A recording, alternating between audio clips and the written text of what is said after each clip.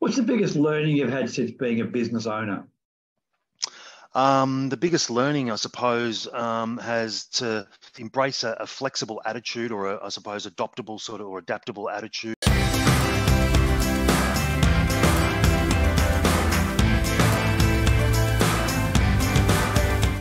Good morning, Adam, and thanks for joining us this morning. Thanks for having me, Milton. Pleasure to be here. Great. Let's start off with you telling us a bit about yourself and about your business. Sure. My name's Adam Dalley, co-founder and managing director of Select and Switch. We started our organisation about 13 years ago, and before that, my background was largely in the telecommunications industry for probably a couple of decades.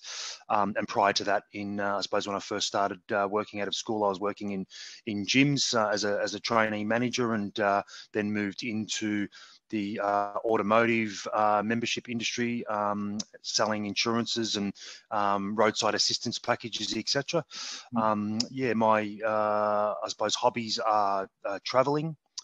Do love traveling and going overseas and learning about new cultures and new people and their cuisine, of course, and foods. I have a young daughter who obviously takes up a big focus for myself and my partner. Yeah. So she's an integral part now of my life, which obviously started I suppose parenthood late. But yeah, from a business perspective, it was sort of back in 2011, 2012. I was talking to one of the guys that worked for me or in the business that I was managing at the time. We saw an opportunity in the energy space, and felt that we could add some value there in trying to help both business owners and consumers understand how to read their energy bills, or actually try and find out if they were on a good rate or a good tariff, and see if we could try and help them save money on their service. So my career in telecommunications prior to that had essentially been trying to do the same thing from a telecommunications perspective, help people with better solutions and so forth. And then we decided to, I suppose, start Select and Switch and do telecommunications, energy, and a whole range of what we see as essential services for business. So who are your main competitors, may I ask, Adam? Our main competitors are companies like Compare the Market, that most people in Australia might be familiar with the meerkats on their ads on TV. Yeah. I Select, who've been in the industry for a long time as well. The main difference probably between those guys and us is that they generally focus on consumers, so people's, I suppose, home services. And whilst we do help people with their residential services as well, our my background in telco, and obviously our focus is largely business to business. And so we go out there and try and, I suppose, take away the pressure of a business owner who in some cases might wear multiple hats, and help them try and find better offers, better deals, better solutions for their business that hopefully will increase productivity and efficiency, whilst also saving them money, and obviously take away the legwork of them having to do that research and that, I suppose, shopping online, etc. themselves as well. Adam, you mentioned energy saving and telecommunications. What about insurance, or even home loans or business loans? Sure, we do car loans for both businesses and for personal car loans for people as well. We did play in the insurance space some time ago, and we are in discussions with some potential partners around that at the moment. And so that I suppose is watch this space.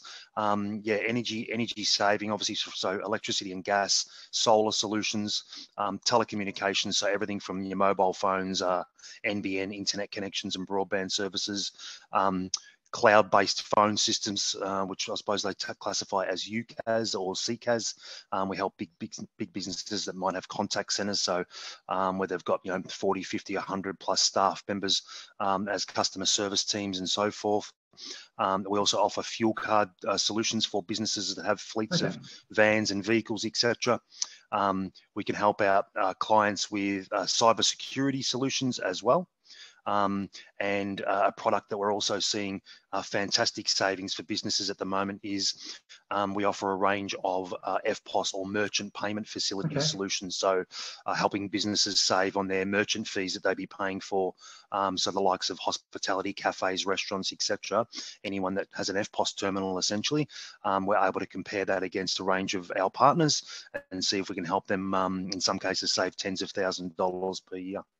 I would have thought, Adam, you're in a growth business now with a cashless society we're heading towards, with obviously a huge increase in gas and electricity at the moment. Must be good for you too. Must be a lot more inquiries, I would have thought. You're right, Milton. Yeah, the last, I suppose, 12 months has been very volatile in the energy industry.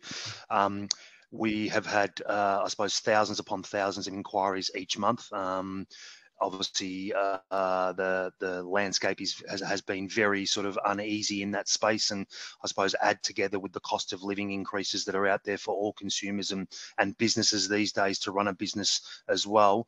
Not to mention, interest rate increases, fuel costs increasing, just your general shopping really. When you go to the supermarket, everything seems to be costing us all more these days. But the electricity and gas inquiries have been huge since probably about May or June last year. They probably died off a little bit because the retailers were really trying to wait and see or wait for the market to settle down a little bit in terms of the wholesale energy costs. That has happened. July 1st saw an increase in prices across the eastern seaboard in South Australia, Queensland, New South Wales and Victoria. Most retailers have started to roll those price increases out already, and consumers both at home and business will be getting letters in the mail, if you haven't already started to receive those, to notify you of the increases for your electricity and gas. Some of those might be small, sort of 10 or 15%, but there's other retailers increasing up to sort of 30, 50% and beyond. And so there's never been a better time for people to, I suppose, compare the offers out in the marketplace and use our website or contact us directly. We can do the legwork for you to try and find a better offer. It's very easy for us to switch you across, hence, and try and help you start saving some money very quickly. So one less thing for you to worry about, and you can focus on then trying to find or spend that money that you save on other household requirements or needs for your business. Adam, I assume you're like a broker. Your revenue is commission or kickbacks from any of those agencies. Yeah. Correct. So we don't get paid unless we actually are able to find you a better deal, and you then decide to transfer your service across to one of our partners. The benefit of that, however, is that there are no additional hidden costs or fees or anything like that for the end user. The pricing and the offers and plans that we're able to provide to you are the same offers and plans that you would actually be able to get directly from the retailer, whether on their website or calling them direct. So there's no, I suppose, negative in using a broker like us to do that shopping around and to search multiple options for you at the same time and save you hopefully hours and hours sitting on your computer or making calls yourself. Yeah. So Adam, who'd be your ideal client? Our ideal client varies from a single business owner, so a one-person operation, a male or female operating that wears all the hats in their business and is time poor, and trying to be everything from HR, recruitment, accounts, sales, etc., up to enterprise level clients out there as well, and everything in between. We are able to help any business from any size really try and find a better deal for the range of services and products that we have. We know that not every client out there uses all of the services that we provide, but there's generally something on our panel of services and solutions that we can try and help someone out with for sure. What's the biggest challenge you're facing in your business right now?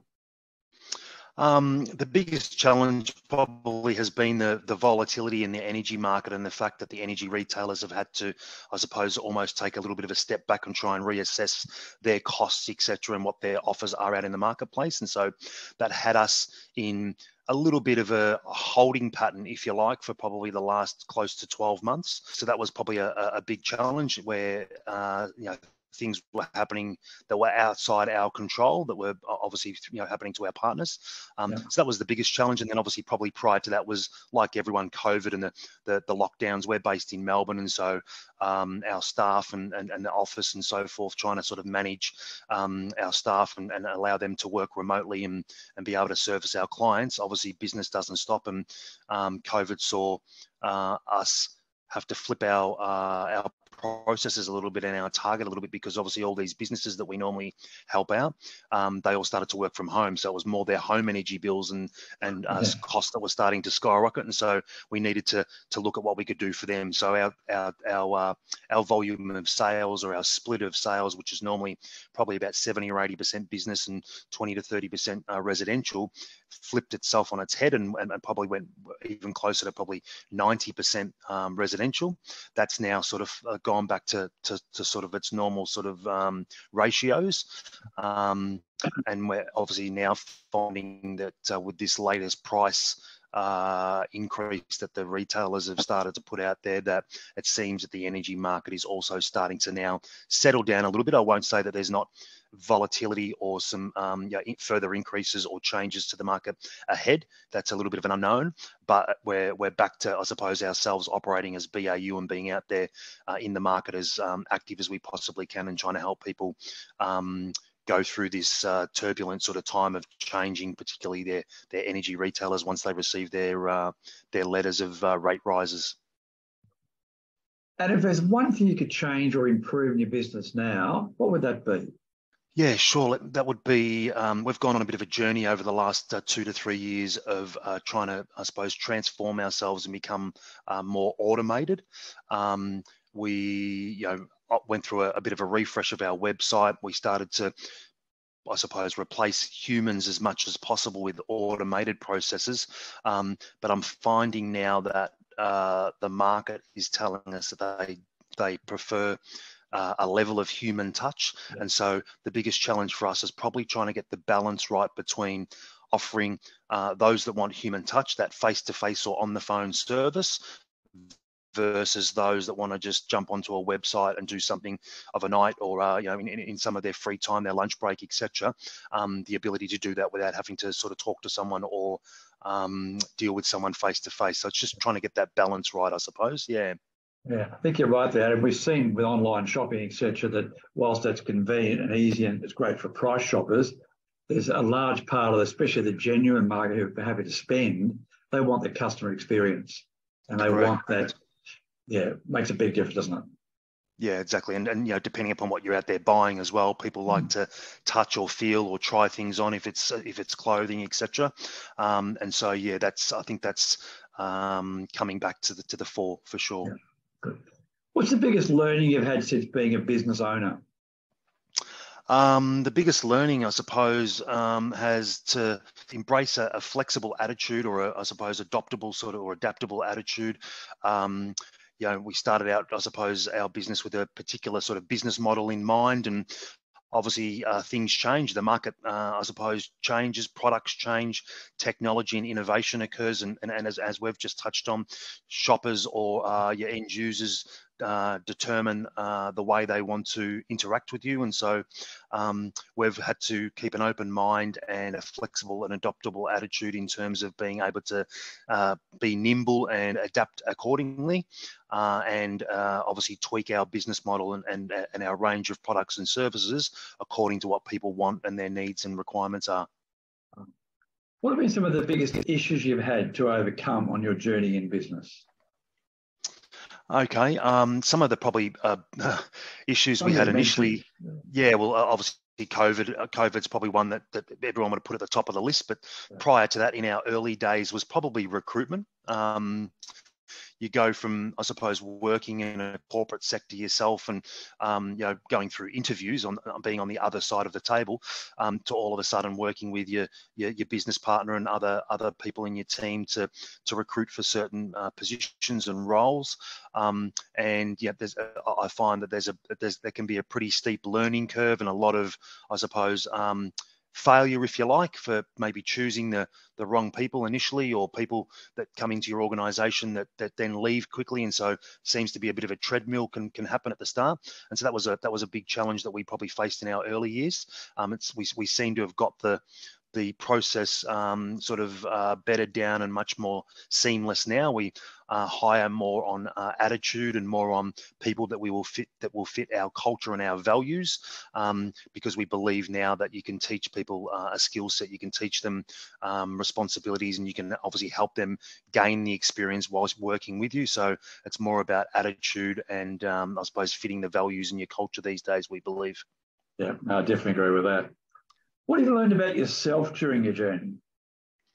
Yeah, great question. I suppose to rely on other people and not be, not think that you are the be all and end all, that you have to do every single thing in your business. So I think I've learned that I'm hopefully engaging, hopefully a team player with my staff, and I believe also that I'm pretty persistent and strong-willed and determined to obviously COVID again has impacted many businesses that had to close their doors. So we were fortunate enough to be in a position where we had other opportunities and technologies that we could implement, which meant that we could still operate, and we didn't face some of the pressures that other organisations did.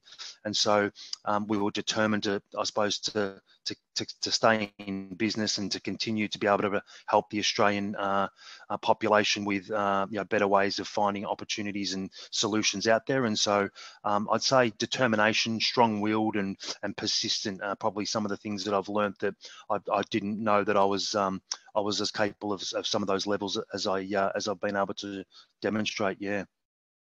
How do you find your inspiration each day to do what you're doing?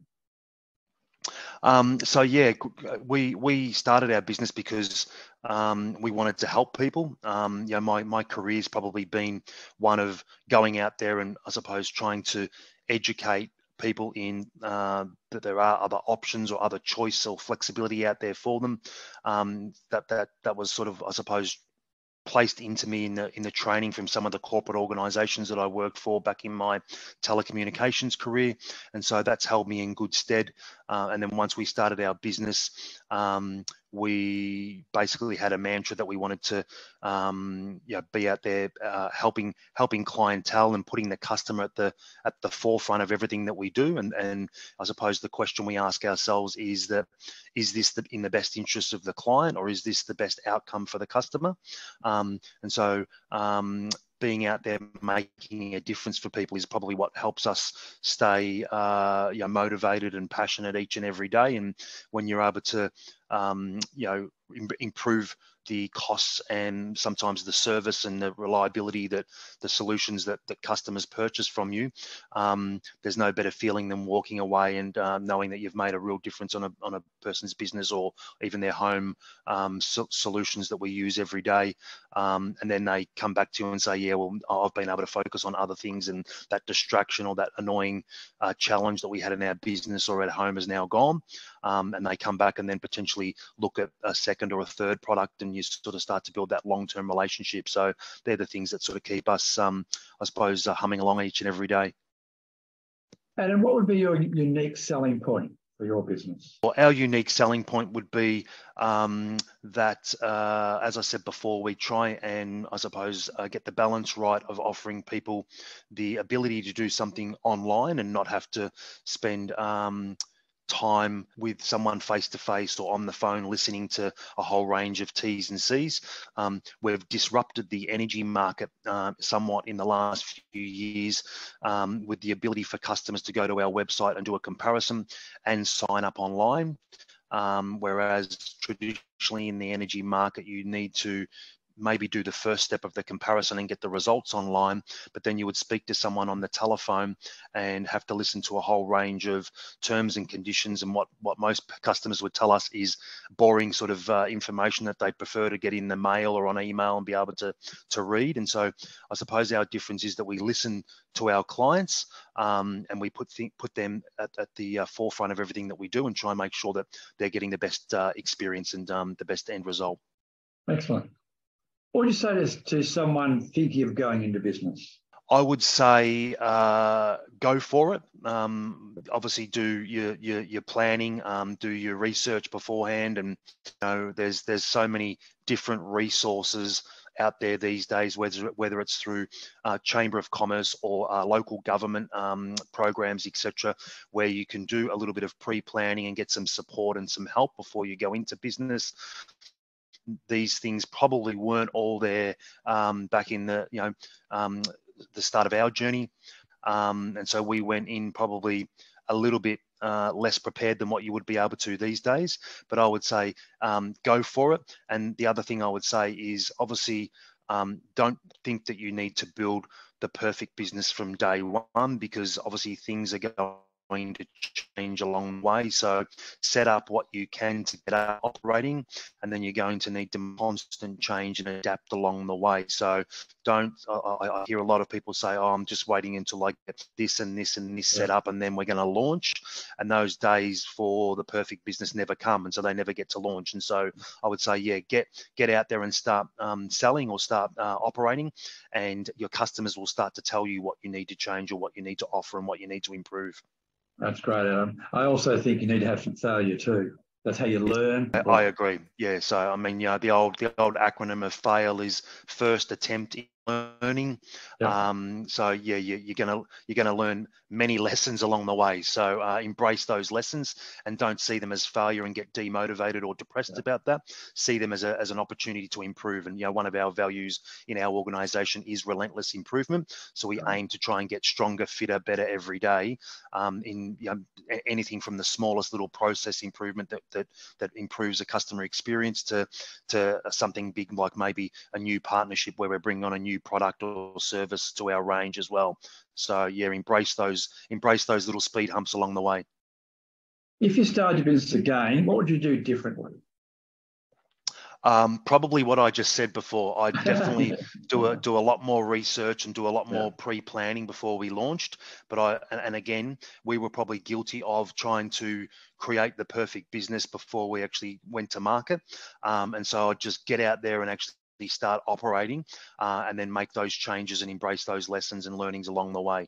We probably could have hit the market, I would say 18 months to 2 years earlier than what we did, and got up and running and then got those lessons that we've talked about, rather than waiting and biding your time thinking that you needed to wait for that perfect day in the future for everything to align. Yeah. Right. What's the best advice you'd give to your 18-year-old self? Best advice I would give my 18-year-old self? Wow. I would say investing, and I'd classify this in two parts. One is invest in yourself for your life, and so your journey of education and learning and improving as a person, whether that be personal or professional, never ends. And so continue to invest in yourself, whether that's doing courses, attending seminars, doing so many access to so many online things these days which are free to attend. And so invest in yourself in that regard, but also invest your money and invest in whether it's the stock exchange or other asset classes out there to try and set yourself up for the future. Yeah. Right. Excellent.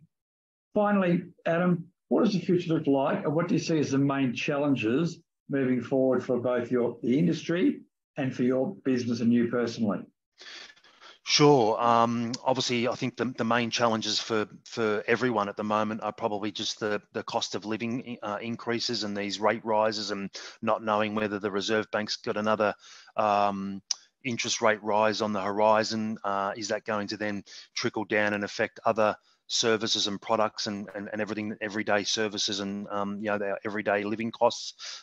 So that uncertainty is probably one of the biggest challenges for us all at the moment, and that's even myself as a business owner, but also as a consumer, as an end user, and as in my personal life. And so that's I suppose the biggest challenge. And then the other one's probably just competition out there. It's easy for people, I believe, these days to start businesses and get online, and so competition comes along. But what holds us true to and being confident in ourselves is that we operate with a philosophy of quality over quantity. So we try and make every experience with our customers a really, I suppose, unique quality experience, give them, like we've said before, the best outcome and the best results, and try and build that long-term relationship with both businesses and consumers so that we can help them out with multiple products. And in the future, if there's something happens, they know that they can turn to us for help and support. Adam, thank you very much for your time today. It's been some great information there, some good insight, and great to hear all about your journey in business. Thank you so much. Thanks so much for the invitation, Milton. It's been a pleasure and really appreciate your time. All the best.